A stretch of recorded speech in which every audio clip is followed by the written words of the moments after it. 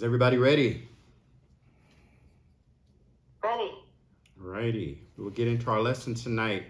Interpreting dreams. Interpreting dreams. We are still on our series, Seeking Wholeness, focusing on mental, emotional, and spiritual health. A few facts for you guys. Did you realize that some people dream in black and white? Some people actually dream in black and white. Did you know that? No. And I guess studies have shown it's generally older people, and they think it's due to having watched black and white TV. Another fact is that fetuses dream. Fetuses dream. All right. So you can add that to the debate on when life starts. So fetuses dream. All right. So now we'll get into our lesson. I'll start off reading Job 33, 14 to 15. It says, "Indeed, God speaks once or twice, yet no one notices it. In a dream, a vision of the night, when deep sleep falls upon people while they slumber in their beds." So among Christians, there is a broad range of beliefs about dreams and dreams from God. There's one camp on one side that believes that, the canon is closed, that God no longer speaks to us like he used to, and that the Bible is the only way that God speaks to us. In the conservative camp, and then you go far to the charismatic camp, and you have people that will tell you, every hour, God gave me a word. God gave me a word for you. God gave me a word for the city. God gave me, every hour they're getting a word from God. So, I had a dream about this. I had a revelation about that. And so there's a broad range of beliefs in Christians where we fall. And so we're going to go with what the scripture says. So I believe that God still speaks to us today, and he speaks to us in many different ways. In the same manner, in this series, we're looking also at, the psychological impact. So in the science area, there's a broad range of beliefs about dreams as well. In terms of where they're from, what they do. Scientists don't agree on it either. There's a scientist, Carl Jung, that says the dream shows the inner truth and reality of the patient as it really is, not as I conjecture it to be, and not as he would like it to be, but as it is. So that's one view from psychologists. They have varied views on that. So tonight we're looking at dream interpretations. Last night we looked at dreams in general and dreams from God. Today we'll still be talking about dreams from God, and we'll be talking about interpretation of them. There's many books, there's many resources about interpreting dreams. If you go to the internet, there's books, there's references on symbols. You can Google, there's Bible symbol dictionaries. There's a lot of occult sources. They have a big interest in dreams. Many of the nations around Israel in the biblical time, Mesopotamian nations they all believed in dream interpretation, and they had books. The Babylonians had books, where Daniel was trained by the Babylonians on dream interpretation. The Egyptians have the oldest book on dream interpretation, 3,000-year-old papyrus on dream interpretation. So a lot of the cultures around the Israelites had books on it, but the Jews never had a book on dream interpretation. They have a book called the Talmud, which is sort of like a concordance for the Bible that they have. And one of the things it says in there, it says, "A man is only shown in a dream that of which he thinks during the day."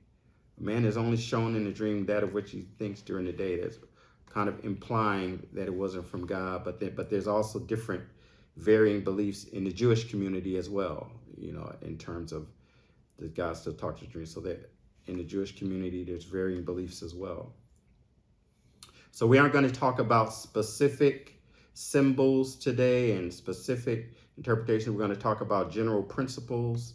And if you brought a dream that you had tonight, we may not be interpreting that, but we're going to talk about general principles of dream interpretation. And we're going to look through some of the Bible stories to get some principles out of it.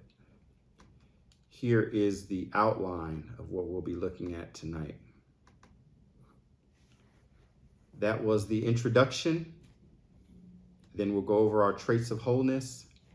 We'll review the lesson from last time, dreams from God. We'll talk about some of the dreams that people typically have.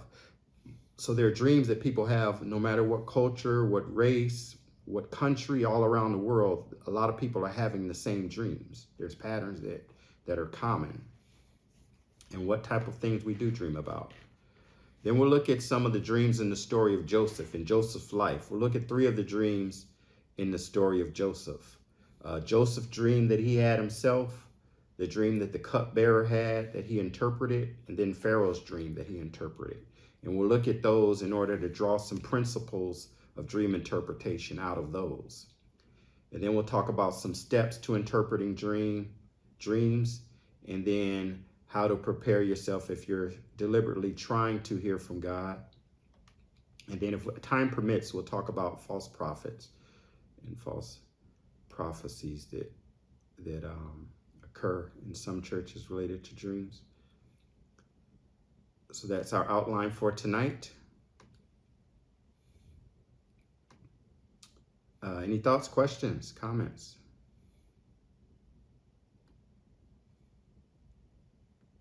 Okay, so we will dive right in. First, we'll go over our traits of wholeness. Traits of wholeness, we're on our series, Seeking Wholeness, looking at emotional, mental, and spiritual health. So we're not just trying to be free from oppression of the past, oppression from ourselves, oppression from bad thinking and bad mindsets, oppression from strongholds, oppression from the enemy. We're talking about dealing with life current stresses and also how to deal with wounds and experiences from the past. Because we're not just supposed to have eternal life as a Christian. The kingdom also promises us joy, peace, patience, and self-control. But a lot of us aren't experiencing that. These are some of the traits that we are striving for. So these are, throughout this series, we're going into or closing the 3rd year on this series. It's been a long series, but these are the traits that we've been talking about and that we've defined as traits of wholeness. So once you're whole, you will have these traits. Number 1 is authenticity, honesty, kindness, not seeking external approval or validation, living by values and principles, setting boundaries, taking ownership of your responsibilities, living with purpose and passion, optimism, confidence, having healthy relationships with others, not losing control of your emotions, being free from addictions, addressing conflict with truth and love, being vulnerable, not being critical or judgmental, not being jealous of others, forgiving others for the things that they've done to wrong you in the past, knowing that you're worthy of receiving love, not being afraid to fail, able to manage irrational worry, fear, and anxiety, having selfless encounters with others, not manipulating others, trying to control their actions and their reactions. You want to care about how others feel. Patience, which is a fruit of the Spirit, not giving in to peer and social pressure, being able to communicate directly without having to manipulate or other things, not taking responsibility for other people's emotions and not expecting other people to take responsibility for your emotions, being slow to anger, able to maturely express your wants, needs, and desires, and ultimately being led by the Spirit, which is one of the ultimate goals of Christianity. So those are our traits of wholeness as we defined it that we're striving for. So now I'll go over our last lesson, dreams from God. So I'll go over what we covered in the last lesson. Dreams from God. We talked about the fact that we all have several dreams every night. So there's some people that say, oh, I don't dream. There's but no, everyone dreams unless you've had some type of brain damage or something. But everyone dreams, you just don't remember it. You don't remember most of your dreams, and that's intentional. Your body is designed to make you forget the dreams. Otherwise, you'll have all types of memories and you won't know what's real and what's fake. So your body is designed. So if you forget your dreams, that's what your body is designed to make you do. But we all dream, maybe up to 4 times per night. Dreams are 5 to 20 minutes. You just don't remember them. What are dreams? Dreams are stories and images that our mind creates when we're asleep. And the dreams are from your unconscious or your non-conscious mind. So it's not your conscious mind creating them. Your conscious mind is sleep resting, but your unconscious mind takes control. And so that's what your dreams are. And so what are dreams? Dreams are, I'll put this up. Dreams are messages from God. So there are some dreams that we saw in the Bible that some dreams are messages from God. Some dreams are your unconscious mind trying to tell you something. There's something that you realize in your unconscious, but you don't consciously realize it. And your unconscious mind is trying to bring it to your conscious mind. So even in this, a situation of traumatic incidents that happen, if you processed it wrong, like if something happened, you thought it was your fault, or something happened and you had a wrong understanding of it, your mind will bring it to your conscious mind to try to get you to process it consciously. It'll bring things to your mind to try to get you to consciously work it out, because there's some things that you still need to work out with it. Dreams are also windows to what's on your mind. So something you're thinking about, what you're thinking about all day, you'll dream about it as well. Dreams also can foretell the future. They can be prophetic dreams from God, but also, even scientifically, they've proven that people have dreams where they're foretelling the future, like the sinking of the Titanic, 9/11. A lot of people foretold that event in dreams. And some people say that dreams are demonic attacks.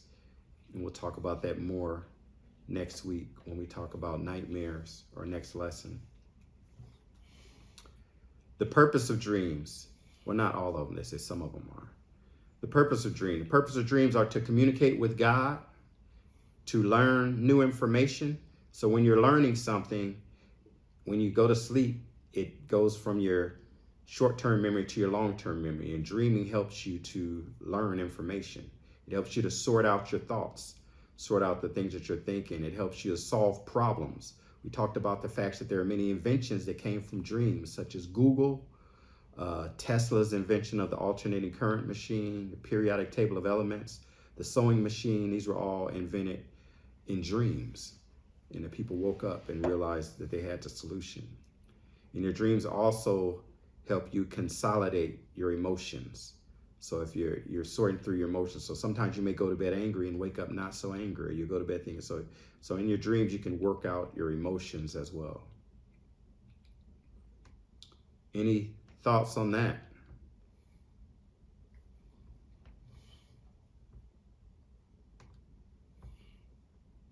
Okay. And then lastly, we talked about how God uses dreams. God uses dreams to warn us.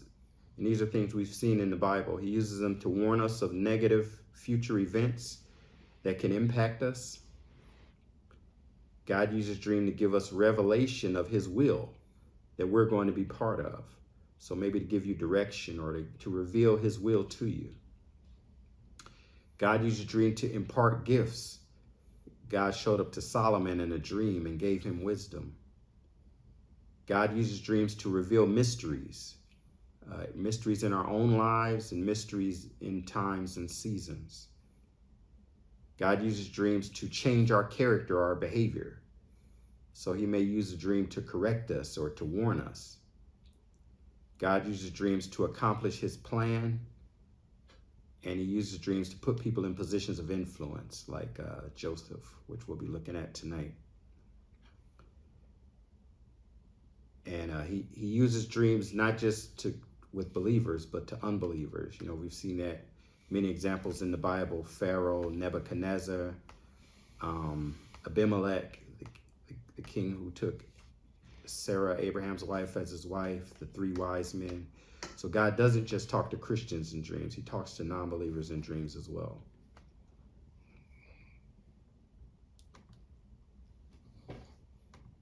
All right. Comments. So that's the last lesson. Comments, questions, thoughts, points that stuck out from last week. Stories, dreams. Yeah, I liked it that it was said that God uses some dreams as revelations. Mm. And for me, my dreams, I used to not really understand them when messages would be sent. And then another woman, Christian woman, just said, those are reminders from God, or messages from God. When I would have dreams that were like things from the past or something coming back, like something happened before, and I dream about it. Like, why I keep having this dream? But those were good reminders. They were healthy reminders on, my progress in life and where I am now. Like, I'm not that person no more. So it's kind of strange, but I agree with that. I feel like I've got a lot of revelations from God in my dreams. Okay. Yeah. Yeah, that's one of the notes I have, that they're not always warning. Sometimes it's pointing out what you're doing good. Sometimes it points out what you're doing good. I hadn't really thought about that before this lesson. Well, actually, I think you mentioned it before, but I hadn't really thought. Yeah. I think I did, yeah. So. Yeah. Well, no, you didn't. You didn't mention it in that way, though. You mentioned that you had dreams of your past life, but yeah, but the fact that it's reminding you of where you are today, yeah, that's good. Yeah, it is positive. I'll come out of that. Any other thoughts? I actually met a person who was a Muslim, and he told me that he dreamed about Jesus, and that's how he converted. And I was like, how do you know he was Jesus if you have never heard of him? And he was like, I just knew. I was like, okay. And then I started seeing a lot of TikToks, same thing. And I was like, well, okay, that's very coincidental. I was like, all right. Yeah, that's apparently a not uncommon thing. I'm hearing a lot about that. So they actually do, because I was actually talking to somebody about this a few weeks ago. So Muslims, so Jesus is in the Quran. They talk about Jesus. They say that he's the word of God. They believe he was a prophet. They believe that he raised Lazarus from the dead. So the city where he raised Lazarus from the dead is actually, well, yeah, we went there in Palestine. And it's, but the Muslim, it's named after Lazarus. So the Muslims believe Jesus raised Lazarus from the dead. They believe he's coming back.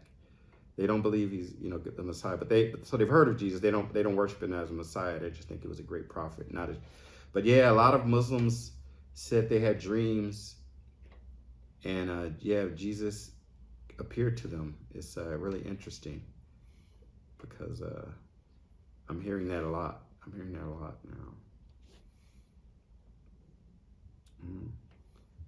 Again, anybody else? That sounds like a blessing. I'd had that in my dreams. I haven't had that experience, but I feel like what a way to come to someone, right, and touch their soul, and especially for the guy who turned his life around. Yeah, and Jesus himself. Yeah, so they all could say it was Jesus. Not an angel, not Moses, not Muhammad. They said it was Jesus, and they somehow knew that it was Jesus. Amazing. I think it was a name tag. He wears a. Definitely a welcome sign. The baby does. Yeah, that might not work in the Spanish-speaking countries though. They're like, Jesus, hey, no, but all right. Any other thoughts? Okay. All right, so now we'll talk about some dreams that people typically have. Some dreams that people typically have, and think if you've had any of these dreams. So these are dreams that people have around the world, all cultures, all time, for many years, or I don't know if forever, but it's not a Christian thing, it's not an American thing, it's universal dreams. So the dreams that people have, I'll put these up as well. People dream of being chased. So something is chasing you. That's a common dream, of being chased by something. Another common dream is being nude in public, or being dressed improperly in public and being embarrassed by it. Another common dream is being late to an important meeting. So you have an important meeting and you get there late. Another one is being unable to find a location of something important. So you're trying to get somewhere important, but you can't find it. Another common dream is discovering a new area of a familiar location, maybe a new room in your house or a new room in a building or just a new location. So it's a place you know well, but you all of a sudden discover some part of it that you never saw before. Another common dream is being killed by an unstoppable disaster like a tidal wave or the end of the world. A lot of people dream that they were killed by a disaster. Dead people being alive. So maybe your mother coming back, your brother, family member, relative coming back is a common dream that people have. Another common dream is people dying, people who are alive who die. A lot of people have that dream. Another common dream is being attacked, so being attacked in some way. Another common dream is arriving late and being seen, arriving somewhere late and being seen. And then the last common dream is being frozen and unable to move. So you dream that you can't move, which we talked about last week and we'll talk about again next week, which is sleep paralysis, which is a normal thing that happens in your body when you dream. So you don't act it out. Your limbs aren't able to move when you're dreaming. And so sometimes you wake up before the connection happens back. And talked about last week, then there's some people who they'll see a dark figure in the corner, or they'll see a figure on their chest. And if they're a Christian, they'll say it's a demon. If they're not, they may say it's an alien or vampire, but it's a common dream that people have.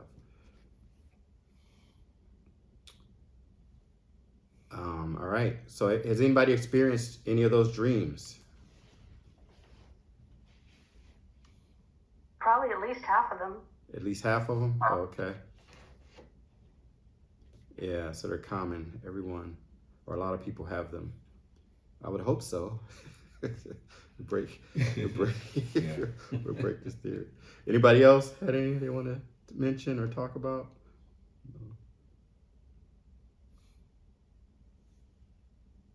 Of these? No? All right. All right, we will go ahead. Let's see. So you can experience emotions in dreams that you've never actually experienced in real life. You can experience emotions in dreams that you haven't actually experienced in real life. We'll talk about dreams and relationships. Dreams and relationships. So another thing people dream about. So people in relationships, 25% of the time they dream about their partner. 46% of that time the interaction is positive. So it's almost half time not positive. 23% of the time there's some conflict. And 13% of the time they dream of infidelity or cheating. So either them or their partner. Either them or their partner being their infidelity. So what would you do if you had a dream that your partner was cheating on you? Or have someone had someone say that to them?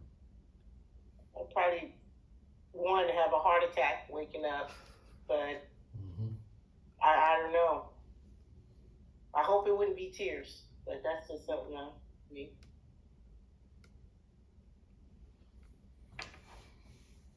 All right. Yeah, hopefully it wouldn't be tears.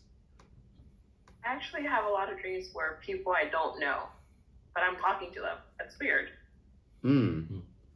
Yeah, that's interesting. So they say, of course you can't prove this. They say that you won't have any faces in dreams that you haven't seen before. But when they say haven't seen before, it counts like if you watch a football game and there's 50,000 people in the stands, they say, well, you subconsciously saw all of them. So it's like, and if you go to amusement park, oh, you saw everybody there. So you may have not have consciously seen them. So it's kind of hard to prove, but that's what they say. But I don't know. But that's interesting. So you usually dream about strangers. Okay. Yeah, talk to them, have conversation like if I knew them. Oh, as if you knew them. Yeah, in my dreams, I know them. Oh. I have no idea if I ever, I know that I don't know them. It's weird. Oh, okay. Interesting. Okay. Let's see. All right. This is an adult class. So sexual dreams. Less than 10% of dreams are sexual. Adolescents are more likely to have them. According to surveys, men are likely to dream about multiple partners, and women are more likely to dream about higher status partners like celebrities. And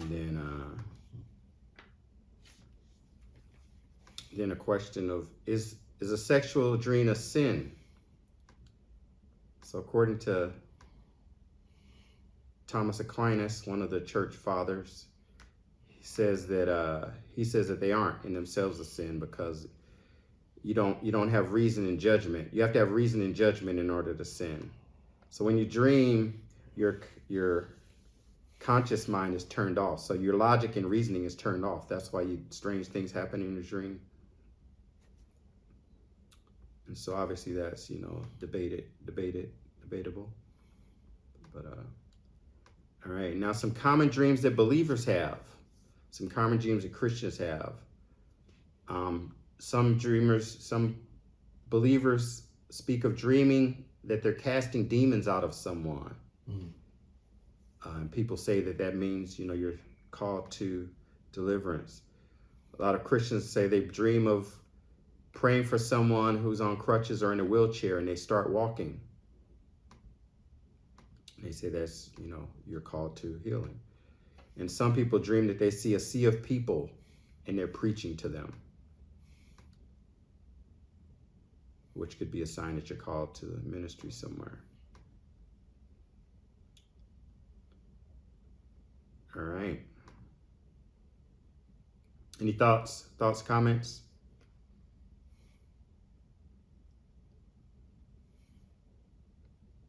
Okay. So now we'll talk about what we dream about. So one of the things we dream about is what we focus on. So you dream about one of the things you dream about is what you focus on when you're awake. So whether that's good or bad, if you're thinking about good stuff, you'll dream about that good stuff. If you're thinking about bad stuff, you'll dream about that bad stuff. Chris, you have Isaiah 29:8.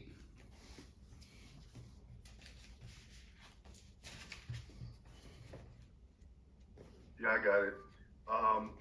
29:8. As when a hungry man dreams that he is eating, but he awakens and his hunger remains.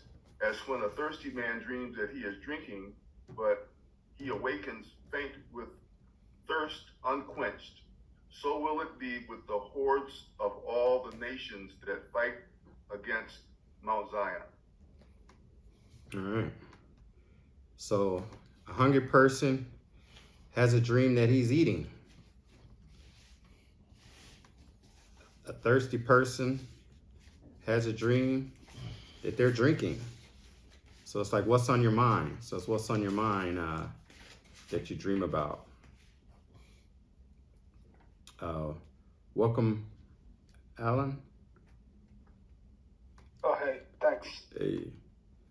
So you dream about what's on your mind. So one of the things you dream about is what's on your mind. If you're dreaming about eating, or if you're thinking about eating all the time, you dream about eating. So if you're hungry, you think about food. It's not necessarily a message from God. It's what you're thinking about. Many times what you're dreaming about is just what you're focused on, today. And it may be what you're afraid of. So if you're afraid of something and you have a dream about it, that's just you dreaming about what you're focused on. It's not necessarily a message from God. It's just what you were focused on, so you have a dream about it. Like if you're angry and you go to bed, you may have a disturbing dream. if you're watching a horror movie, you know, if you binge watch the whole Friday the 13th series and you have a nightmare, you know, it's not necessarily a demonic attack. It's you watch the whole Friday the 13th series. It's just what you were focused on.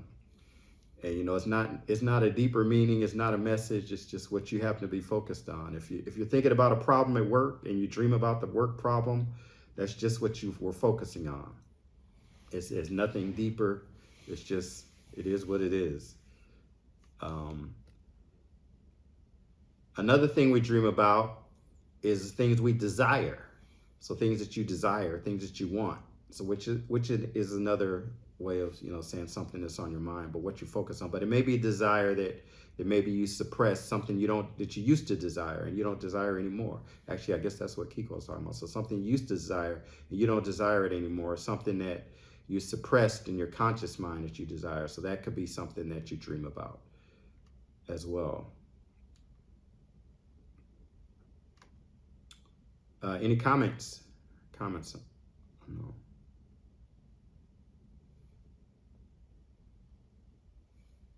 So is that, there you were saying that that's not, those aren't dreams? Or those are dreams, but they're dreams without, like, I don't really understand. Oh, I'm saying that, I'm just saying these are the things that people commonly dream about. Okay, okay. And it may or may not be a message from God, depending on. Okay, yeah. So it's just, yeah, these are dreams for sure. Yeah, and they're common dreams. These are common dreams. It's something that is normal dream. I dream a lot, and there's dreams that an everyday life, but the ones that I believe it comes from God, they're more symbolical. Like he lets me see something that I need to focus on, and then I go and research it. That's how I differentiate my normal dreams with God, you know, revealing things to me, or the focus, the colors, and he really lets me see things. Like he makes me focus on it. That's the differentiate between regular dreams and dreams that I need to focus on. Okay, so you see symbols. So we're gonna get into that, but yeah, you see symbols, but then also you have a feeling that there's more to it than what you saw. Like kind of, you know, like Pharaoh and Nebuchadnezzar. They're like, okay, if nobody finds the answer to this, I'm gonna kill all of you. It's like, you know, there's something else that you need to know. Yeah. Yeah. And so those are the non-regular dreams. And we'll get to that. And another normal dream, or two more categories. One is issues that are currently in our lives that we need to address. So you may have an issue that you need to address, and either you consciously know about it or you don't, but you may have a dream about it. So you may dream about things that you need to address, whether there's some situation going on in your life, relationship, abuse, or something that you're not catching. There's something in your life or something that you're not consciously realizing being taken advantage of, so you'll dream about it. So it could be two sources. It could be your subconscious, because your subconscious is related to your spirit. So when you dream, so your spirit has access to the spirit realm. So when you dream, when you sleep, you have more access to the supernatural than when you're awake. But just in general, though, your non-conscious mind has a lot more information than your conscious mind. And so your non-conscious mind may be bringing something to your attention that you need to address, but it's telling you need to address this consciously. You need to think about this. So it could be your subconscious, but it could also be God. It could be God bringing something to your attention that you need to address this. So it can be your subconscious, or it can be God bringing something, an issue that's currently in your life that you need to address. And so it's trying to bring it to your mind, especially if it's a recurring dream or recurring theme, which we'll talk about in a bit, but it's trying to bring in their mind that there's something you need to address. Maybe there's something that you're understanding wrong. Maybe you have a wrong understanding of something. How do you know the difference? difference between God or your subconscious, or difference between? Yeah, if you're dreaming something that it's, you think it just may be something in your unconscious, but maybe it is God trying to tell us we need to deal with something. How do you know? Yeah, you may not always know the difference. I guess one would be, but I guess either way though, you need to address it. Either way, you need to address it. But we'll speak to that a little bit. But I guess I don't get deep into that. But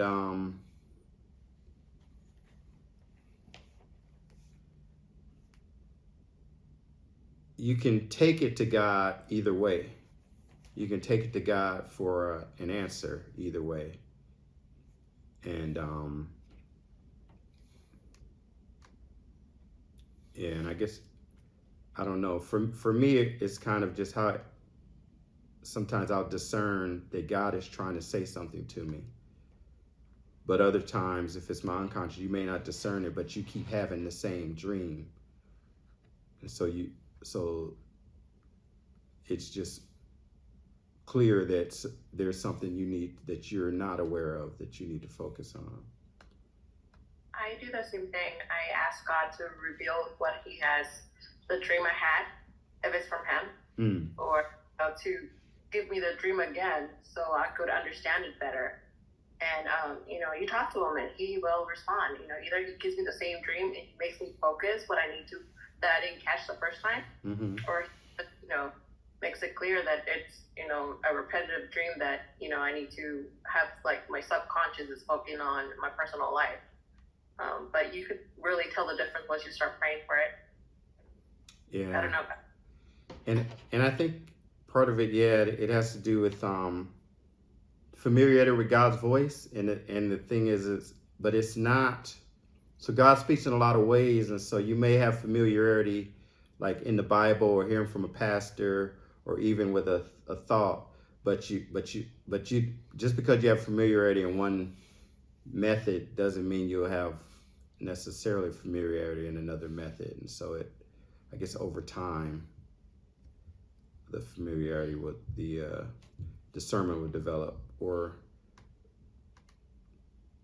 so that's pretty much all I have for that. Welcome, Kenneth. Talking about dreams. Good evening, everyone. All right. Hopefully that answers somewhat, Angel. Okay. And another thing, go ahead.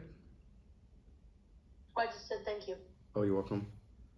Another thing that impacts your dream, some of your dreams can be chemically induced from chemicals or your body. So for instance, if you having drug withdrawals can produce dreams, eating spicy food, eating before you go to bed, it could cause different types of dreams. So, if you ate some spicy Indian food or Thai food or some hot wings before you went to bed and you have some weird dreams, it's not necessarily God trying to give you a message. Mm-hmm. It could be Wingstop giving you a message. Mm-hmm.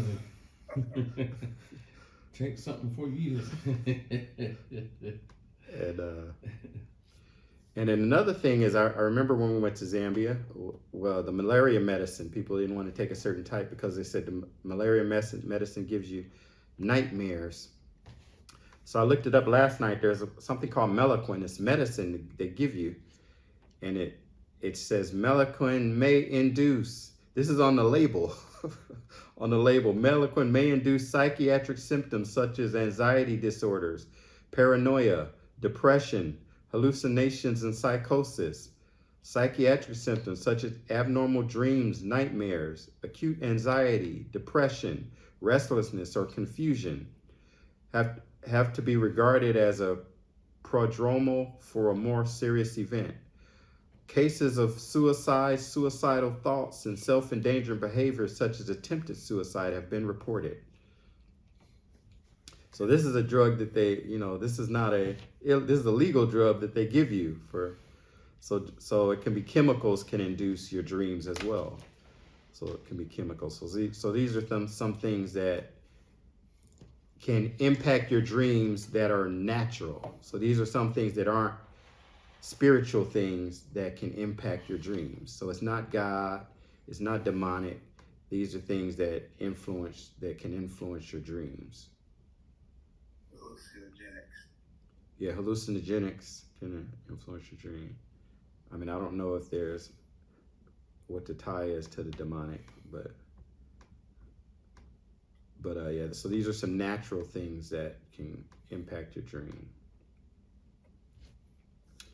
All right, and so now we'll look at some dreams in the Bible and we'll gather some principles of dream interpretation from the dreams in the story of Joseph. So Joseph in Genesis, part of it's in 37.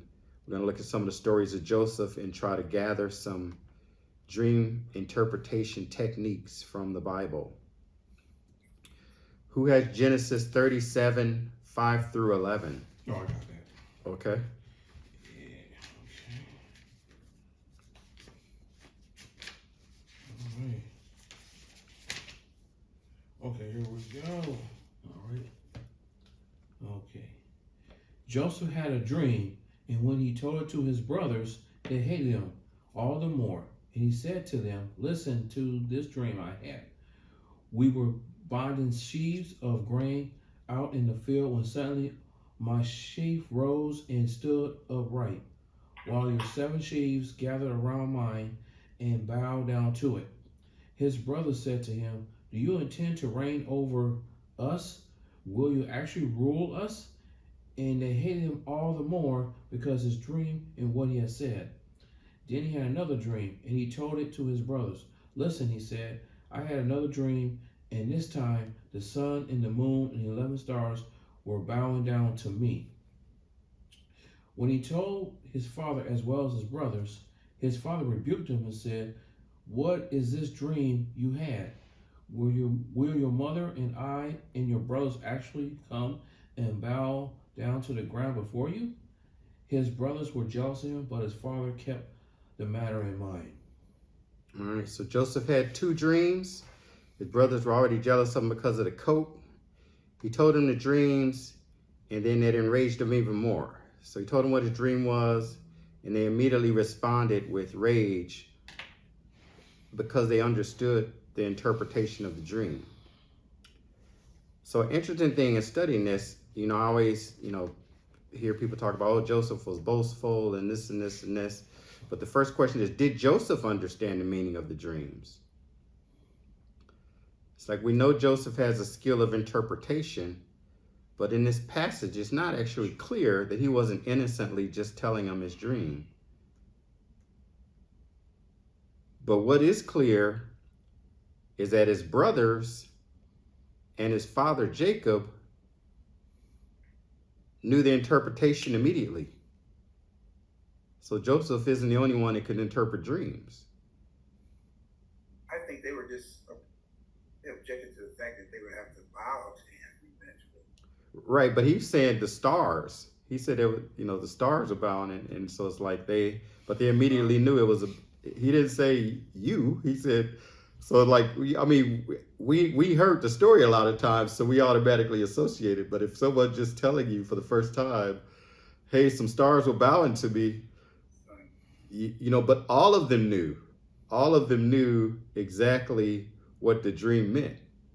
It wasn't like one of them that was going, oh, well, maybe that means nobody even, oh, well, does that mean, or what are you trying to say?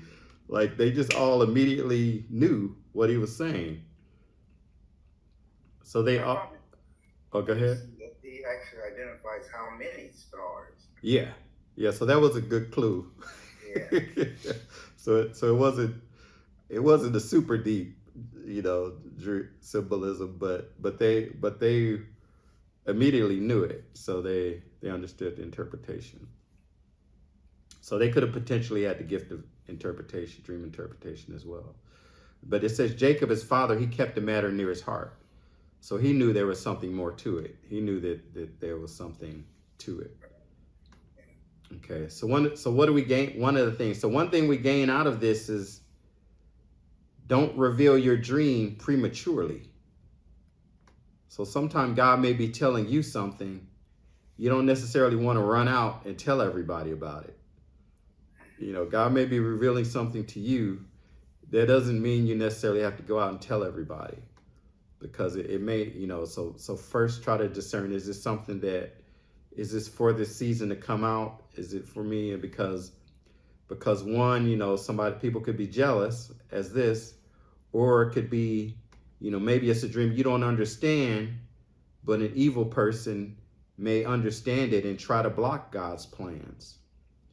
So don't necessarily share your dream with everybody. So don't share it prematurely. Yeah. So that's one caution, is to don't prematurely share your dream.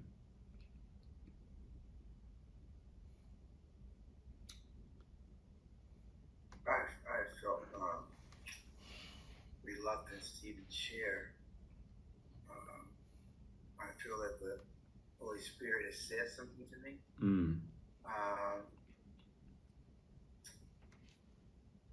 I've done it, but then after I said it, I shared it with someone. I was like, nah, I don't know if that was meant for me to share that. You know, it's like, Right. I think that was between me and the Lord. Yeah. Nothing that I know of actually resulted negatively of it, but you know how the Spirit speaks to you, and it's like, I shouldn't have shared that. Yeah. Yeah. So you want to discern, is it something you need to share right now? So that, so don't, you know, a lot of people want to share something to sound, you know, spiritual, or just because, you know, you're talkative, but so discern whether or not it's something to be shared right now. Right. So just be cautious of that. All right, so now we'll look at, so after he told him a dream, they got mad, they threw him in the pit. He got out, he started working for Potiphar as a slave. Potiphar's wife framed him. He got thrown in jail. Potiphar's wife said he tried to sleep with her when he didn't. He ran, she left his robe. Potiphar found him and threw him in jail. So in jail, he runs into the cupbearer. The cupbearer and another guy, and they both had dreams. And so then we get there, Genesis 40:5-8. Who has that? I do.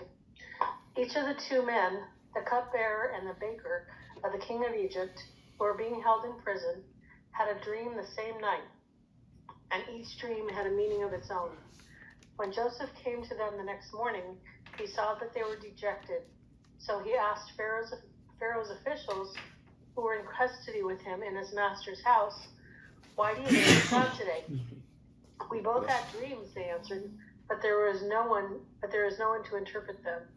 Then Joseph said to them, "Do not interpretations belong to God? Tell me your dreams." All right, so we'll cut it there. So they both had a dream, the baker and the cupbearer, and they didn't have an interpretation. Joseph says, and each dream had his own interpretation. Joseph said, do not all dreams belong to God? So all interpretations come from God. So, you know, all interpretations don't come from Google. All interpretations don't come from the dream book. All interpretations come from God.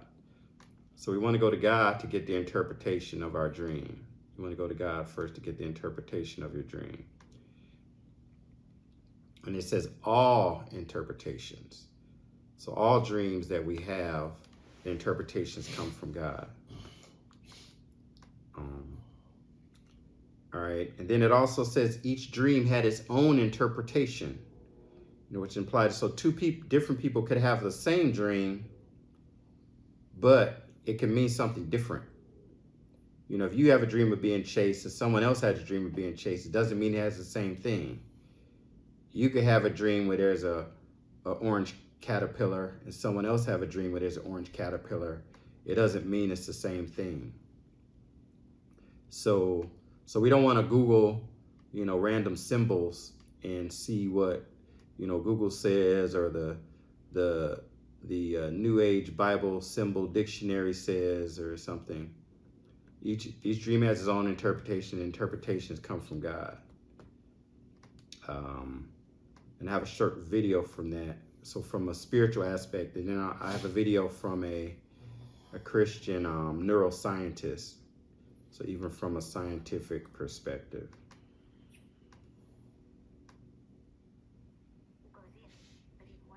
Oh, oops. Through your dreams and journaling and writing somehow goes in, but even once you start talking and paying attention to your dreams and then talking through your dreams and journaling and writing, somehow getting them out, then you can start getting, this will drag up more and more and more information. So eventually you'll get to the root cause. How long it will take, I don't know. All of us are completely unique with our own unique stories, our own unique patterns. So there isn't a general pattern. I don't agree with that. There is some teachings out there that say that there's certain patterns that can tell you certain things. I think we need to be very careful of saying that, because our unique stories are so unique, and the unique way that we process and build patterns in our brain is unique to each of us. What we do know is certain principles and points of how dreams form, what they're doing, and that the big overarching concept is that they are telling you something, and they are telling you something about something that you need to do conscious work on if they are occurring, because it's something that's now, that an experience you've had that is disturbing the balance. So that's the housekeeping function. It goes in, but even once you start talking and paying attention to your dreams, and then talking through your dreams and journaling and writing somehow. All right. So we're all different. So the same thing won't necessarily mean the same thing. The same symbol, the same dream won't mean the same thing to everyone. You have different experiences. You had different relationships. And so you can't necessarily assume that something is always going to mean something else. That water will always mean this, that house. Any thoughts? Any thoughts on that? I believe in that. I believe that because, like I said, I dream a lot, but I believe that there's the world's definition of what God says. So I'm always careful on how I research things, because, like I said, the world is, has a different meaning for everything. Yeah, that's true. And the world, and even, in the Bible, so the snake was in the garden. The snake meant, so the snake was in the garden, he was evil. But then the snake was also in the wilderness. The snake held up on a pole was a symbol for healing. So even in the Bible, the same thing could mean different things at different times. What you need. Okay. So now we'll talk about the gift of interpretation. Gift of interpretation. So the gift of interpretation. So here, Joseph, we talked about the fact that his brothers knew the answer immediately. When someone tells him a dream, Joseph knows the answer immediately. So the gift of interpreting dreams is a gift of you being able to understand the dreams. It's an ability, it's a skill of understanding the language of dreams, of understanding how God is communicating. It's not, so the gift of dream interpretation isn't being able to go to pray to God and ask for the answer. The same way the gift of healing isn't being able to go to God and ask for healing. The disciples in Jesus didn't pray to God to heal somebody. The disciples in Jesus told them to be healed. So the gift of interpretation is the ability to interpret the dream.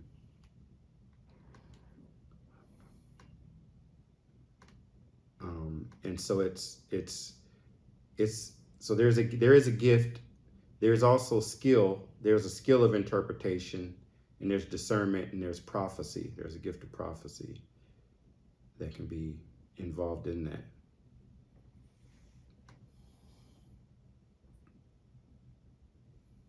that. Thoughts, comments? Is that skill, can it be developed on one's own? It can be. if yeah, that is a skill you could develop. But yeah, you'd have to be cautious of your sources, because there's a lot. Because when you get into the supernatural, there's more teaching from the occult than there is in Christian. Although now a lot of the charismatic churches do focus on a lot of supernatural. So there are church resources, but there's a lot of times it gets mixed together. So you have to be cautious and make sure it's biblically based. As we've been looking at a lot of things with the supernatural. Because even teachings that are common in the church, sometimes we see that aren't necessarily biblically based. Yeah. Like, I watched a lot of videos in preparing for this lesson. It's kind of getting into next week, but a lot of people, they say, oh, you can tell a dream is from God, and they list all these. You can tell a dream is from God if it gives you peace. It's like, which Bible are you reading? It's like, how many dreams from God gave people peace? It's like, fear not is like the first thing. It's like, no, that's not. It's, if it doesn't give you peace, it's from the devil. It's like, no, it's like there are even verses that we're going to get to where it talks about God, dreams from God that frighten you in general.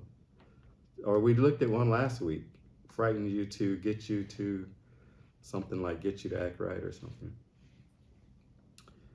But yeah. So I don't necessarily have any sources for one that wants to. Well, I mean, I guess you can look at some of the potential references when I post this. I don't necessarily recommend all of them, but yeah, if that was of interest to you.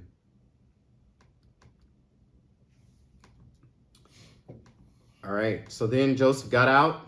He got cupbearer. The cupbearer, Pharaoh had a dream. The cupbearer told him it was a guy in jail. And so then now we'll look at Pharaoh's dream. Genesis 41, 17 to 27. So Pharaoh told Joseph his dream. In my dream, he said, I was standing on the bank of the Nile River, and I saw 7 fat, healthy cows came up out of the river and began grazing on the mashed grass. But then I saw 7 sick-looking cows, scrawny and thin, coming up of them. I have never seen such sorry-looking animals in all of the land of Egypt. This thin, scrawny cows ate the 7 fat cows, but afterwards you wouldn't have known it, for they were still as thin and scrawny as before. Then I woke up. Then I fell asleep again, and I had another dream. This time I saw 7 heads of grain, full and beautiful, growing on the single stack. Then 7 more heads of grain appeared, but then these I can't pronounce that word, shriveled and withered by the east wind, and the shriveled heads swallowed the 7 healthy heads. I told these dreams to the magicians, but none of them could tell me what these mean. Joseph reported both of the Pharaoh's dreams meant the same thing. God is telling Pharaoh and advising that he is about to do. The 7 healthy cows and the 7 healthy heads grain both represent 7 years of prosperity. The 7 thin, scrawny cows that came up later and the 7 thin heads of grain with herds by the withered by the east wind, represent 7 years of famine. All right. So this is Pharaoh's famous dream. So this one wasn't quite as easy as Joseph's to interpret. It's like, yeah, like Kenneth said, he said 12. He's like, well, you said 12. There's 12 of us. Maybe he's talking about us, but no, Pharaoh's dream, he's got fat cows and skinny cows and a lot of stuff going on. So we're going to pull quite a bit out of this series here, or this dream here. So the first thing to pull out is that, so God didn't give the dream to Joseph. So Joseph was with God. So God was with Joseph when he was in jail. God was with Joseph in Potiphar's house. So God was with Joseph. Yeah. Joseph had a relationship with God. Joseph was close to God. Pharaoh didn't worship God, but God gave the dream to Pharaoh instead of giving it to Joseph. Why is that? Because if Joseph had the dream, there's nothing he could do about it. He's in jail. If God would have told him, hey, there's going to be a famine in the land, he's like, there's a famine in the jail, God. Thanks. So God told it to Pharaoh because he could do something about it. God told it to Nebuchadnezzar because he could do something about it. So it doesn't matter how close Joseph was to God, the relationship that Joseph had to God. God wasn't going to give him the dream about the nation because he couldn't do anything about it. So the first thing we pull out is that God is going to give the dream to somebody who actually can do something about it. So a lot of times you hear people going, oh, I had a dream. God is telling me that the country is do this. So I'm kind of skeptical of that. God, and when they don't have any way to impact it at all. I mean, God may give you a dream to pray for something.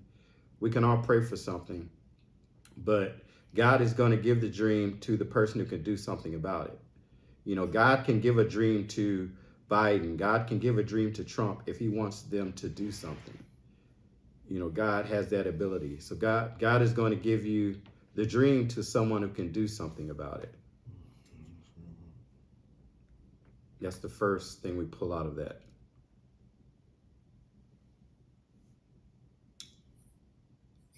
The second thing we'll pull out, so Carmen talked about symbolism. So there's a lot of symbolism in this dream. There's a lot of symbolism. So this wasn't an easy dream to interpret. So there's cows, there's corn, but the cows didn't represent cows, and the corn didn't represent corn. And there was skinny cows eating fat cows. And it's like, who would have guessed that what this meant? And so the cows and the corn represented years. So it's like, you're not going to get that out of any dream dictionary.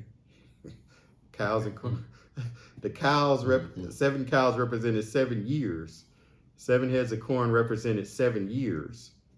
And so cows represented years. Corn represented years. And so years ate years. The years were eating years. Time can eat time.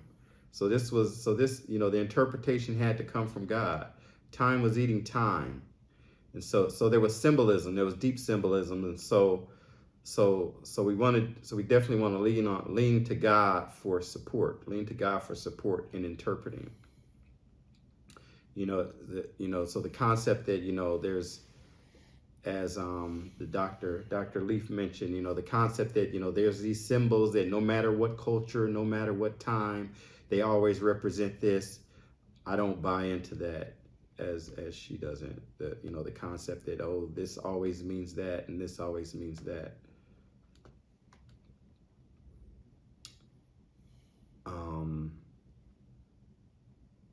Yeah, and so you want to pray to God when you have a dream. Is it literal or is it symbolic?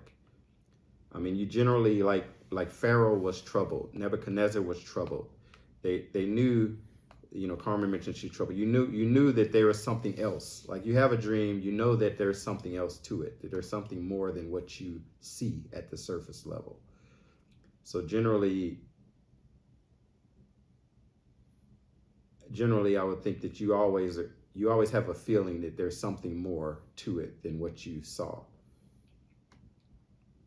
And it starts with the fact that you remembered the dream and it troubled you, because we forget most of our dreams unless you wake up in the middle of the dream, or if it's a recurring dream. All right. And then, talking about symbols in Numbers, I guess I'll read it. Numbers 12:6 through 8. Numbers 12:6 through 8 says, I didn't give that to anybody, did I? No. Okay. I'll read it really quick. It says, now hear my words. If there is a prophet among you, God was talking to was it Miriam? Two people who were talking bad about Moses, and God says, he says, now hear my words. If there's a prophet among you, I, the Lord, will make myself known to him in a vision. I will speak to him in a dream. It is not this way for my servant Moses. He is faithful in my house, in all my household.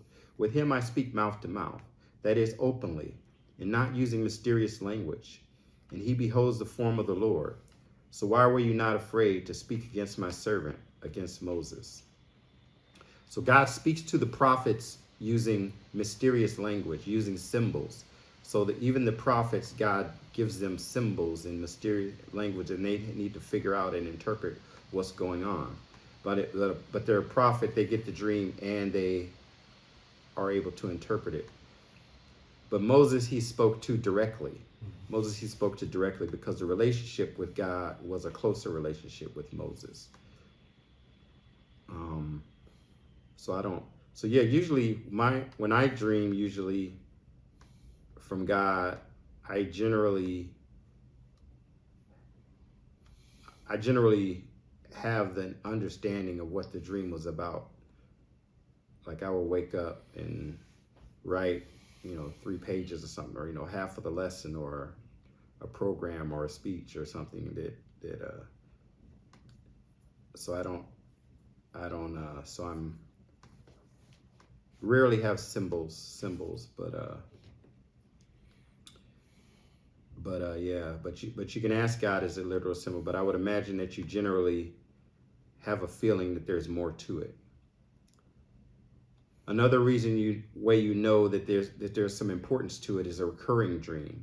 So we saw in the example of Pharaoh, he didn't necessarily know it was a recurring dream, but he had the same message came in different dreams. So God may give you the same message in different ways. So if you have a recurring dream, it means it's important. So it could be your unconscious mind trying to get a message to you. Like for instance, maybe you went through a traumatic incident as a childhood and you still think it was your fault. And so your subconscious mind keeps bringing it back to you, trying to get you to process it as an adult. So now you can understand and know it wasn't your fault, or just you processed something incorrectly and you need to process it correctly. So your mind will keep bringing it to you. Or it could be God bringing a message to you. So a recurring dream could be God bringing a message to you. So if you have the dream continually, then I would pay attention to it. It's probably something you need to pay attention to. So if you have recurring patterns, recurring dreams are recurring patterns. And so again, sometimes a pattern, so examples of patterns, another example of patterns could be if all your dreams you're frustrated, or in all your dreams you're hurrying, or in all your dreams you're anxious. That is also a pattern. So not necessarily you're seeing fat cows in every dream, but just different patterns. It could be trying to tell you something that you may want to examine further, that you want to examine deeper. And then here's the note Kikwa brought out, that sometimes your good dreams, so sometimes you have good dreams, it could be pointing out, not all dreams are warnings. It could be pointing out you're doing something right. It could be pointing out, hey, stay on the right track, you're doing something right. So a pattern of good dreams could be pointing out that you're doing something right. Any thoughts? Thoughts, comments?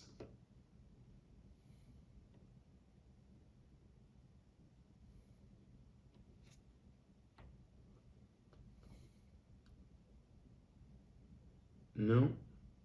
Okay.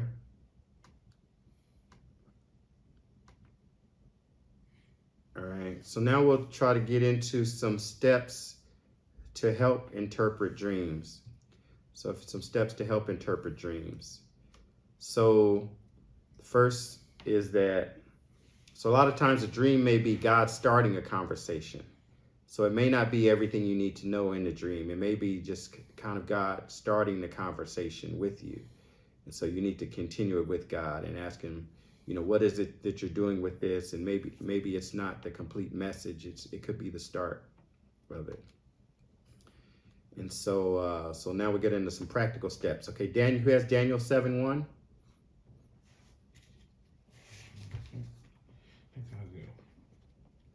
I do. Okay, Kiko do. Okay. That was it.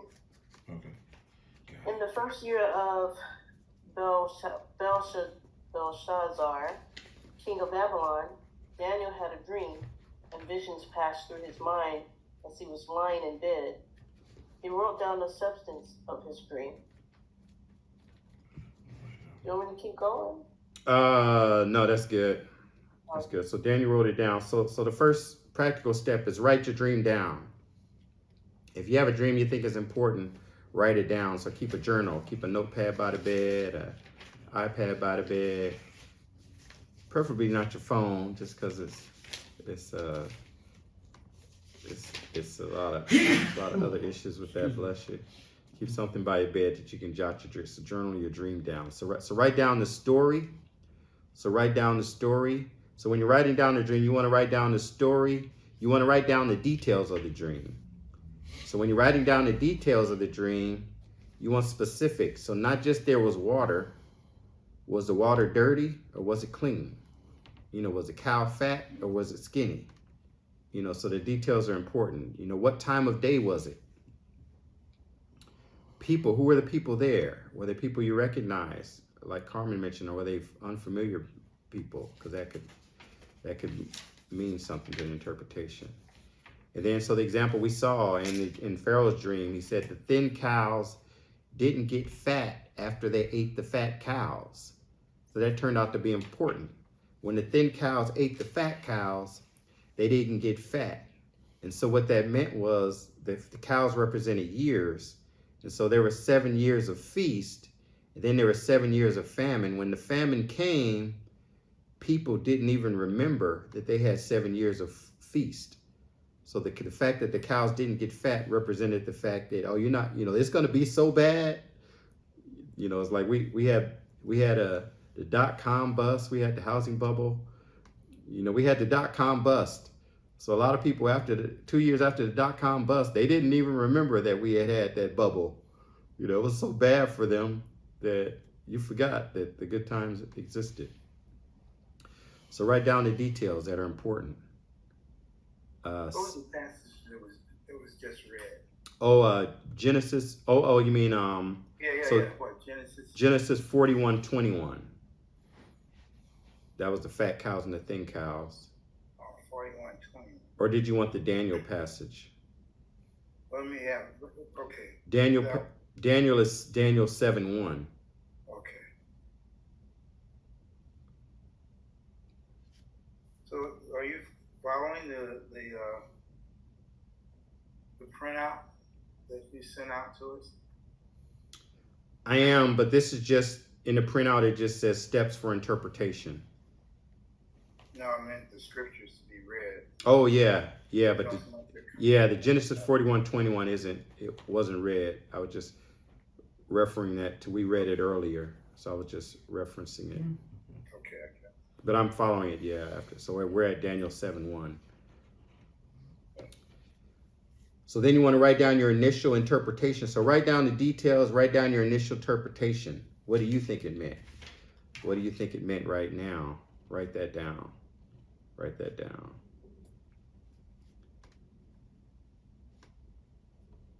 And then you want to write down, what did you feel?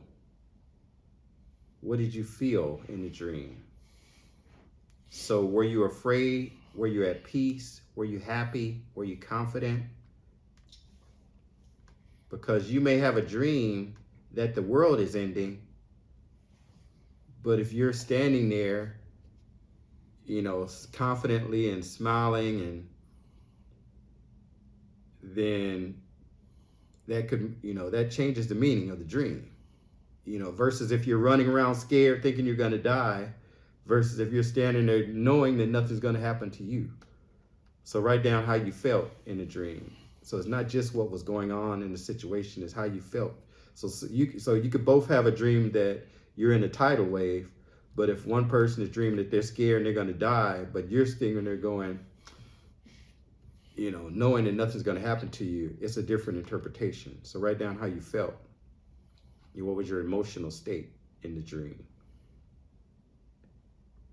And And it's not necessarily just because you were frightened doesn't necessarily mean, well, like one I mentioned, oh, here's the verse, but it doesn't necessarily mean that it's a frightening situation. It could be something that you're frightened of in the natural that you shouldn't be. And then who has Job 33:14-16? I got that. Okay. For God does speak now one way, now another, through no one perceives it. In a dream, in a vision of the night, when deep sleep falls on people as they slumber in their beds, he may speak in their ears and terrify them with warnings. All right. So God may terrify you with warnings in your dream. Mm-hmm. So that doesn't sound like a dream that gives you peace to me. No. So just because a dream terrifies you doesn't mean that it's not from God. Right. It could be a warning from God. It could be a warning about something's going to happen. It could be a warning about what's going on in your life. It could be a warning about demonic attacks that are already happening. But it's not a demonic dream necessarily. It could be a warning from God. It terrified you. But you did, we'll get more into that next week. But and so I mentioned the snake, so if the snake could have meant wisdom in this dream, but you're terrified of snakes, so you interpret it as terrifying as well. So write down the details and then come back to it. Recall any references in the dream. There's a biblical references to your life. There's biblical references. You can look it up. Was there a biblical reference in there? And your thoughts, what were your thoughts at the time?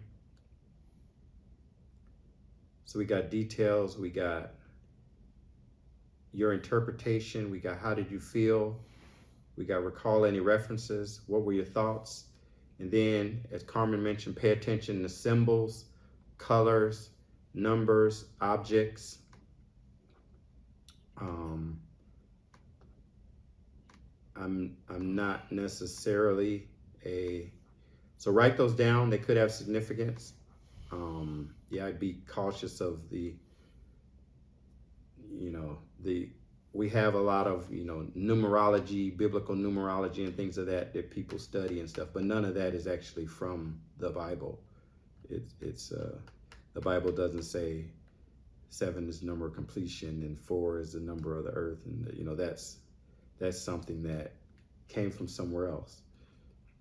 But write those meanings down. They could have meaning, but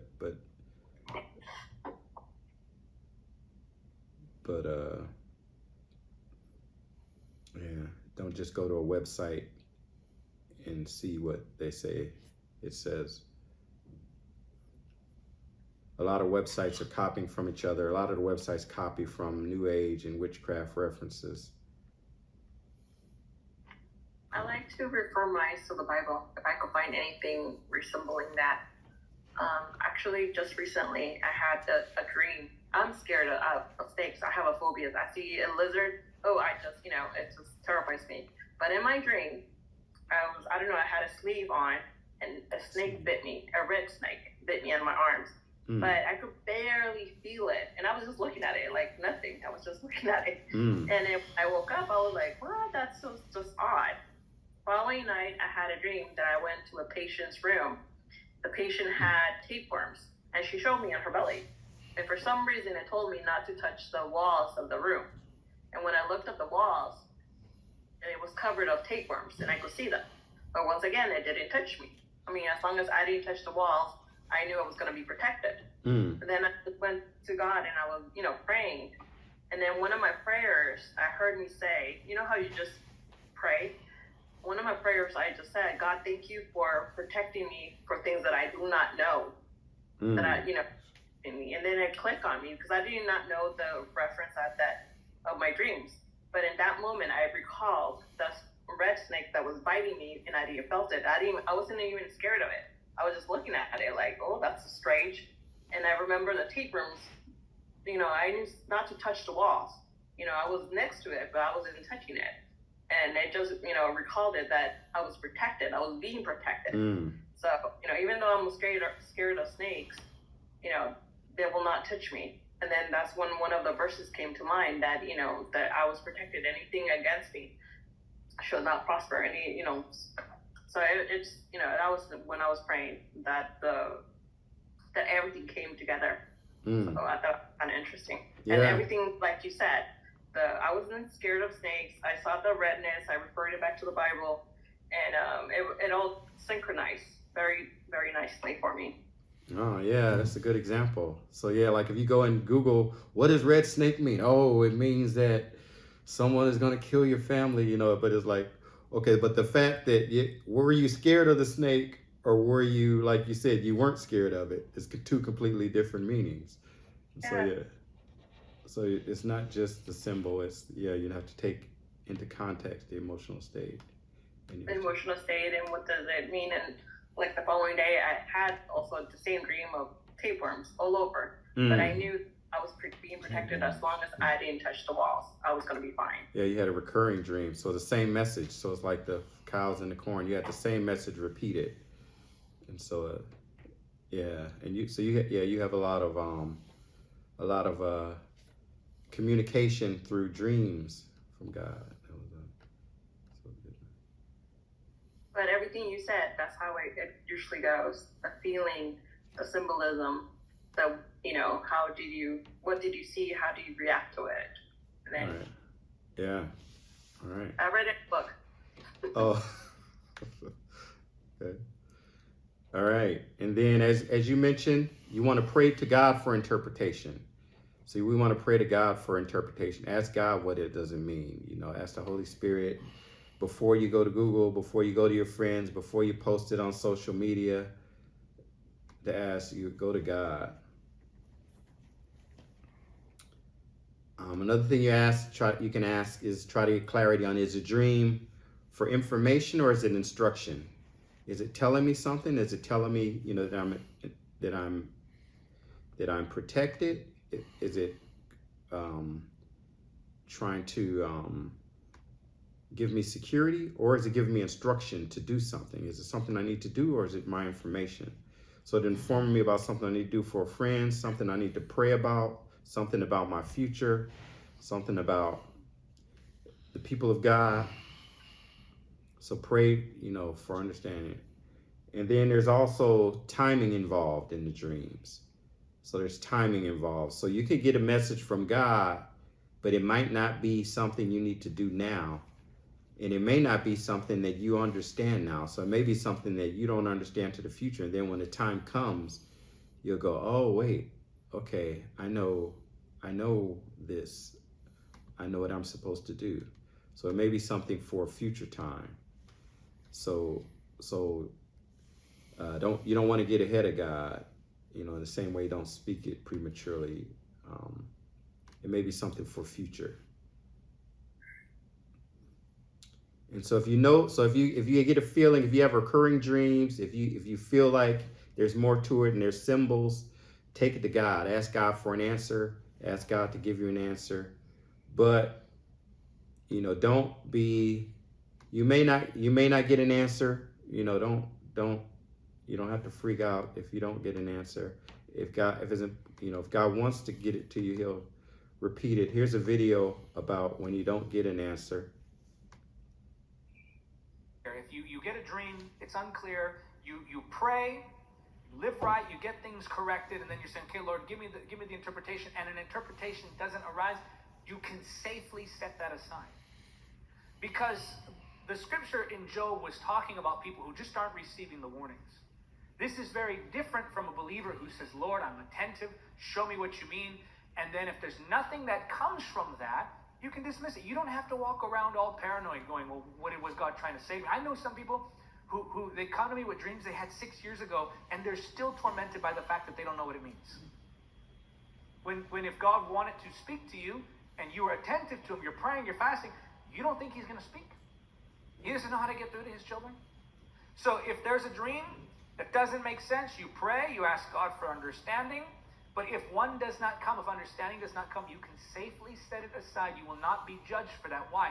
Because you did your part, and it's up to God to do that. If you get a dream, it's unclear, you pray, you live right. All right. So you do your part. So now we'll talk about what you can do on your part. If you want to position yourself to hear from God, what are some things you can do? What are some things you can do if you want to position yourself to hear from God? So you want to intentionally set an atmosphere before you go to sleep. Before you go to sleep, you want to set an atmosphere. So you want to maybe limit the news and the social media and the negative conversations you have before you go to sleep. You know, I mean, I'm not saying if you're married, you got to go sleep in another room if negative conversation is guaranteed, but do what you can to limit any negative input in news, social media, and all of that. Detox yourself, thinking about stuff you did in the day, repenting from anything you need to repent from, forgiving anybody you need to forgive. Yeah. So prepare yourself before you go to sleep if you want to hear from God.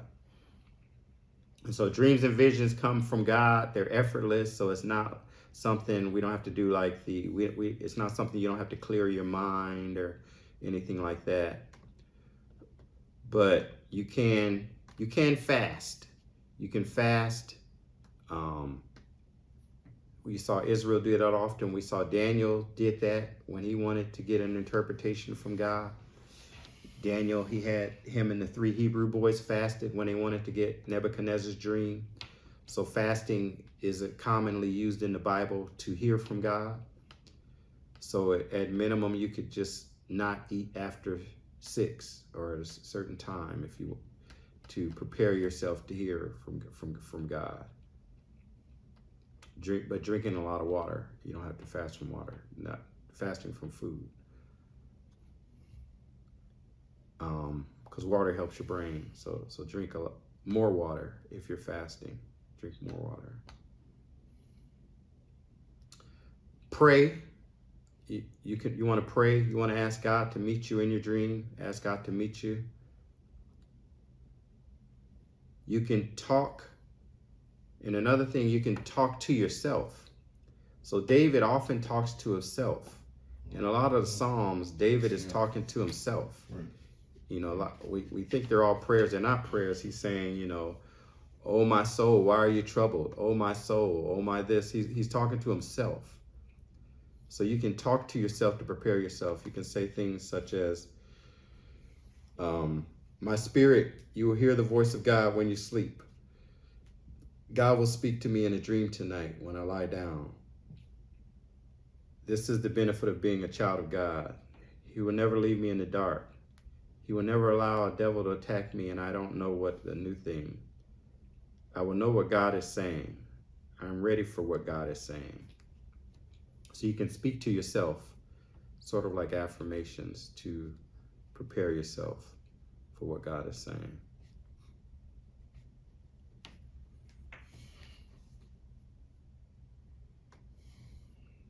All right, and that's those are tips I have. Do you do anything, Carmen, to prepare?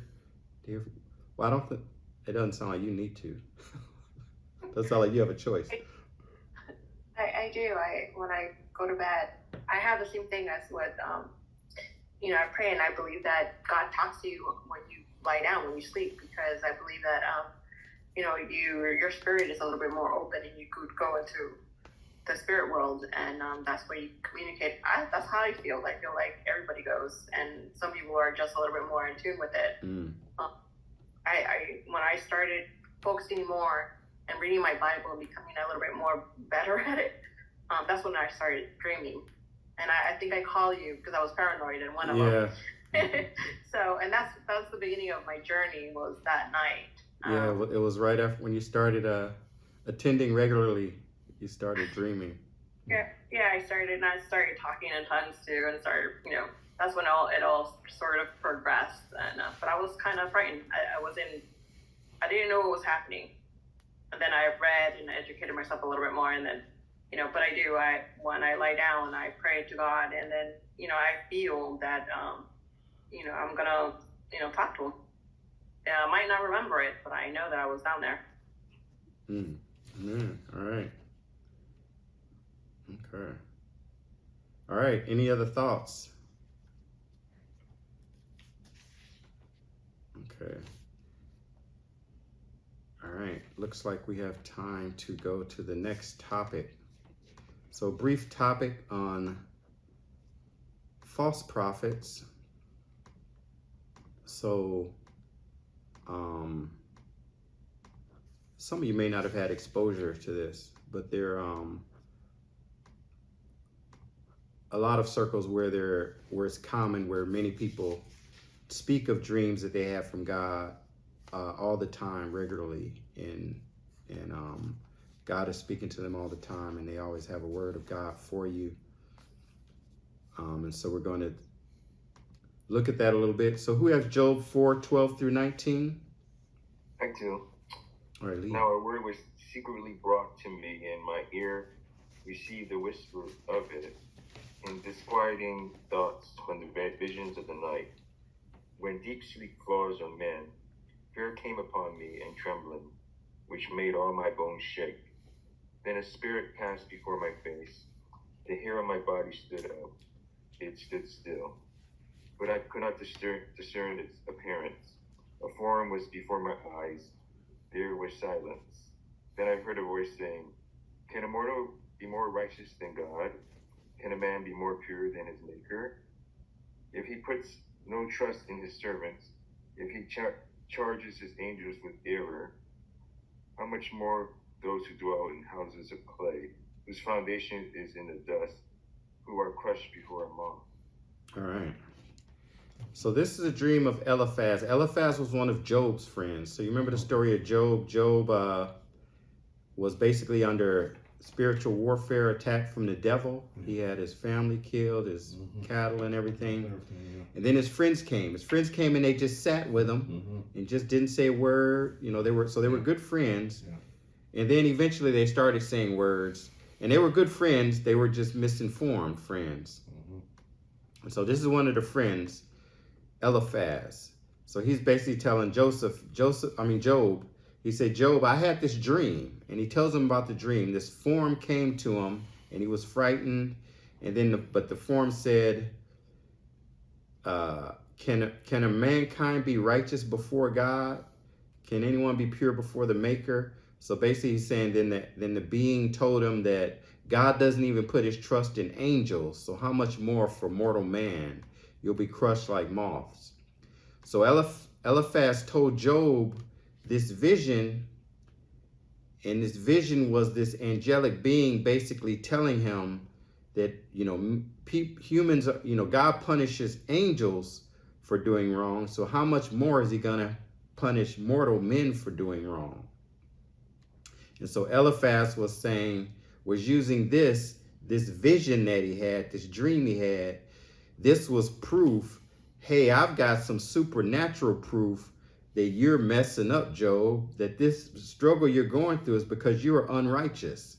It's like an angel came and told me that a mortal, how God is going to punish the unrighteous. And so Eliphaz and his friend, they had the belief that, God is going to reward you in relation to how righteous you are, and he's going to punish you in relation to how wicked you are. And so they had the improper theology, but he was basically using this dream as proof that Job was being punished because he was unrighteous. The only thing is that we have the benefit of having a narrator who narrated the story to us, and we know that Job was being punished because he was righteous. So this supernatural dream that Eliphaz had, revealing that Job had some secret sin, was either one, a lie, two, he misinterpreted it, or three, it was something about him, his sin, the angel was telling him, and not about Job's. And so just this being there, so we need to be cautious of people that come to us with supernatural messages for us.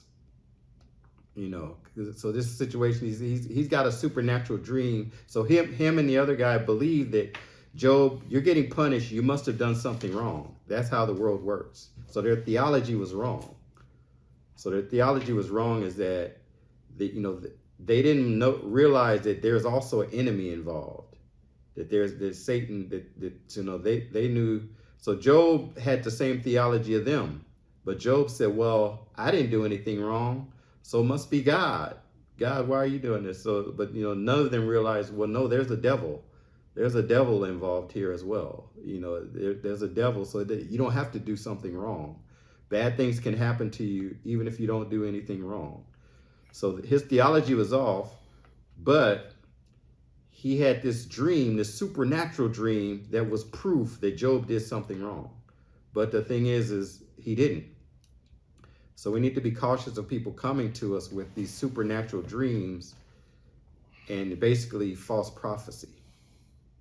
So a lot of people use the supernatural to try to justify their opinions. They'll say, God told me this, or this came from God, when it didn't come from God, as we see here in Eliphaz's case. It wasn't proof that Job did something wrong. And so we need to be cautious of that. People who come to you with dreams, come to you with visions, come to you with words from God. Sometimes they want attention. Sometimes people want to look godly. They're always saying, "Oh, God told me this. God told me that I was this. God told me," just because they want to look. It gives them some validation. It gives them some credibility. I'm buddies with God. I'm really spiritual. I know secrets that you don't know. And other people use it as a form of manipulation or try to get control over you to do what you want. I remember I had a girlfriend that told me that God told her that we were supposed to get married. And apparently it was a different God than the one I know. So here are a couple videos on that. Here are a couple videos on that topic. These things. Their sinful minds have made them proud. There are people who will be able to say, I've had dreams, and who will claim to have encounters with heavenly beings and even God himself. And because of this, they try to claim spiritual power and authority and place God's people under legalism.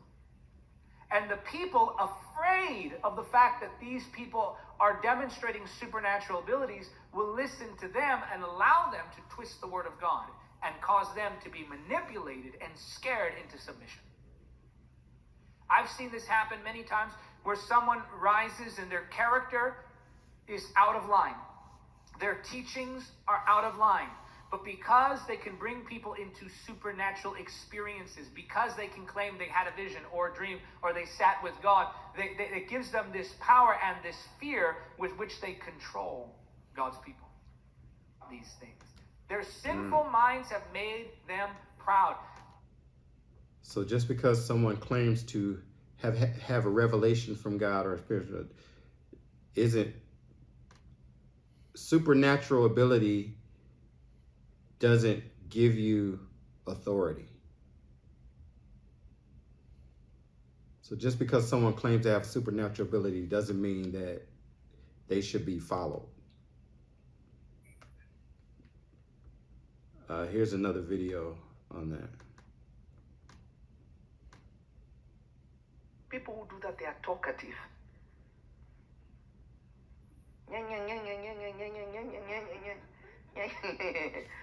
If there's too much, they will also have a lot of dreams. They will say, God showed me in a dream, God showed me in a dream, God showed me. All the time. You know what I'm saying, prophet? All the time. God said, God showed me. Holy Spirit said, God said. They talk to, hey, Holy Spirit is saying a lot of things, but why don't you have instructions for your life? Why is the Holy Spirit only telling you about who is fake? Why is he not caring about your life? Being positioned for his glory. I wish somebody could hear me. Why isn't the Holy Spirit consumed about your journey and what he created you for? Why is he consumed about telling you that one is false, that one is this, that one is this, that one is this, that one turns into da-da-da-da-da. It's like people have become transformers to you. People who do that. All right. So some people, yeah, Dr. Lovey. Oh, you know him, huh? Yeah, Dr. Lovey. Yeah, so some people, they always, God always has a word for them, but he's saying, well, how come God didn't tell you anything about your life? You know, your life is a mess, but yet you're always speaking to God. Something's not right there. You're always speaking to God, but yet you're always doing the wrong thing. All right, so let's see. So how do you tell, let me read through these quickly. How do you tell a false prophet? I'll read Deuteronomy 18:20, verse 22. How do you tell a false prophet? When a prophet speaks in the name of the Lord, and a thing does not happen or come true, this is a thing which the Lord has not spoken. The prophet has spoken it presumptuously. You are not to be afraid of him. So that's pretty clear. If somebody gives a prophecy and it doesn't come true, then they're a false prophet. And that's not, you know, broad term. I mean, we have to think anytime somebody says, you know, if someone says, God told me that everyone here is going to have a great 2023 and two people don't, then it's a false prophecy. If someone says that God told me that, you know, this country is going to this and it doesn't, then it's a false prophecy. If someone says that God told me that you're going to thrive in this area and you don't, then it's a false prophecy. And that person is false prophet. Now, if they say that God said it, you know, if they're giving you their opinion, that's another thing. But if they say that God said something, you know, because a lot of places people take it lightly. People use the term prophesy lightly, you know, and they're just saying stuff. It's like, let's everybody go and prophesy to each other. It's like, okay, if any of these things don't come true, then this person is a false prophet. And, you know, in the biblical times, you know, you would excommunicate them or stone them or something. But it's like now, oh, it's just like, oh, we take it lightly now. Okay. And lastly, I'll read Deuteronomy. So just because their prophecies come true, though, doesn't mean that they're not a false prophet. So they can still be a false prophet, even if they have prophecies or supernatural demonstrations that are true. So I'll read Deuteronomy 13:1-5. Deuteronomy chapter 13, verse 1-5. If a prophet or a dreamer of dreams arises among you and gives you a sign or a wonder, and the sign or wonder comes true, of which he spoke to you, saying, let's follow other gods whom you may have not known, let's serve them.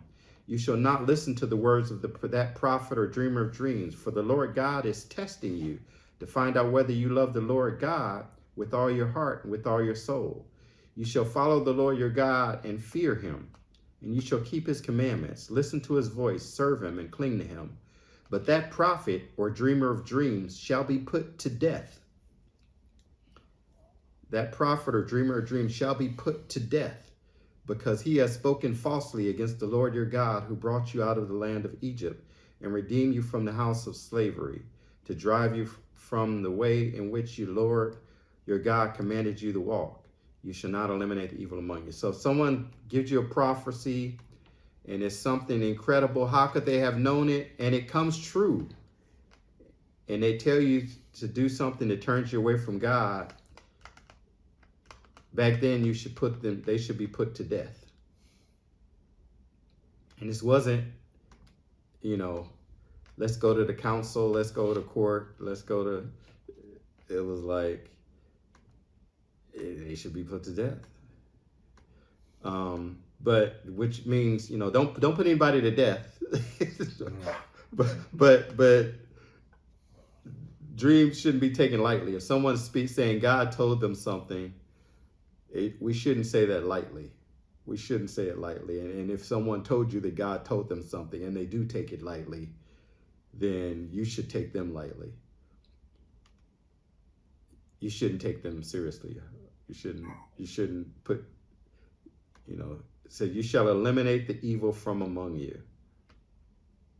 So if someone is turning you away from God, it doesn't matter how supernatural they are or how many prophecies they have that come true. If they're not in line with the Bible, then don't kill them, but don't listen. So someone could have a skill of dream interpret. Oh, last notice, someone could have skilled the dream. So we saw like Pharaoh's court, Nebuchadnezzar's court had people that could interpret dreams even though they weren't with God. So it is a skill involved too. So there are people can actually interpret dreams from skill as well, but it won't be at the same level as someone who has a gift of dream interpretation. And that's the lesson. Let's walk in the way, let's seek the truth and live the life.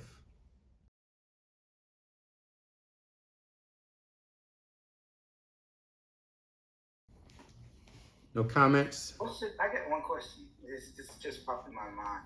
What's the difference between a dream and a vision? A vision happens when you're awake. A dream happens when you're asleep. Yeah, good question.